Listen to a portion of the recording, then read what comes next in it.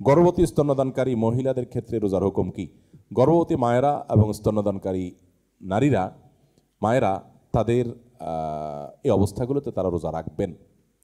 যদি তাদের রোজা রাখলে নিজের কিংবা সন্তানের জীবন হুমকির মধ্যে পড়তে পারে, তাহলে অবশ্যই তারা জীবন রক্ষার প্রয়োজনে রোজা রাখবেন না এবং পরবর্তীতে রোজাগুলো রেখে দিবেন। কিন্তু গর্ভবতী মায়েরা অনেকে আছেন যে একটু কষ্ট হলে তারা মনে করেন না আমি ওটা রোজা রাখতে পারবো না। দেখুন, আমাদেরকে সহনশীল হতে হবে। ইসলাম চায় একজন মুসলমান সহনশীল হবেন, একজন মুসলমান কষ্ট সহিষ্ণু হবেন, একজন মুসলমান ধৈর্যশীল হবেন। আজকাল তো অনেক মা বাবা আছেন ছোট বাচ্চাদেরকে রোজা রাখাতে চান না, অথচ আমাদের বাচ্চাদেরকে রোজা রাখানো আমাদের উচিত, তাদেরকে কষ্ট সহিষ্ণু করা উচিত।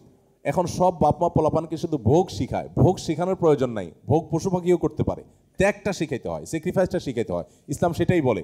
আপনি ওকে ভোর রাতে উঠতে শেখান, ও জীবনে অনেক কিছু করতে পারবে। ওকে আপনি রোজা রাখতে শেখান, ক্ষুধার কষ্ট অনুভব করতে শেখান, ও জীবনে অনেক কিছু করতে পারবে। এই জন্য গর্ভবতী মায়েদের গর্ভাবস্থায় তিনি রোজা রাখলে তার একটু কষ্ট হবে, কিন্তু একটু কষ্ট হবে এই অজুহাতে তিনি রোজা ভাঙার সুযোগ নেই। আল্লাহ না করুন এমন অসুস্থতা যে তিনি এই অবস্থা রোজা রাখতে গেলে তার জীবন হুমকির মধ্যে পড়ে যাবে, গর্ভস্থ সন্তানের ক্ষতি হবে। অনেক মায়েরা আছেন রোজা আপনার গর্ভবতী অবস্থায় একটা পিরিয়ড পুরা সময় বেড রেস্টে থাকতে হয়, স্যালাইনের উপরে থাকতে হয় এবং অনবরত বমি হতে থাকে। তাদের কথা ভিন্ন বিষয় যে তাদের এই পর্যায়ে যদি চলে যায় যে রোজা রাখলে তাদের ভয়ঙ্কর ক্ষতি হবে কিংবা সন্তানের জীবনের হুমকি আছে, তারা রোজা না রেখে পরবর্তীতে রোজাগুলো রেখে দিলে হবে। কিন্তু সাধারণত আপনার গর্ভবতী হলেই এই সুযোগ পাওয়া যাবে না। একইভাবে স্তন্যদানকারী মহিলা এই অজুহাতে যে সন্তানকে আমার দুধ পান করাতে আমি রোজা রাখবো না, সে সুযোগ নাই। এটা তখনই যখন আল্লাহ না করুন সন্তানকে আমি দুধ না দিলে, বিকল্প কোনো দুধ নাই, সে দুধ খায় না এবং না দিলে সে মারা যেতে পারে। এরকম হয়ে গেলে আপনি তখন মানে আবার এদিকে আপনি না খেলে রোজা রাখলে আপনার দুধ আসে না, একেবারে শুকিয়ে কাষ্ট হয়ে যায়, আর বিকল্প কিছুই নাই। এরকম কেস রেয়ার, হাজারো শত বিকল্প আমাদের কাছে আছে আলহামদুলিল্লাহ। অতএব এরকম টনকো অজুহাতে রোজা না রাখার কোনো সুযোগ নেই। রোজা রেখে অ্যান্টিবায়োটিক, পেন ক্লিয়ার, গ্যাসের ইনজেকশন নেওয়া যাবে কিনা?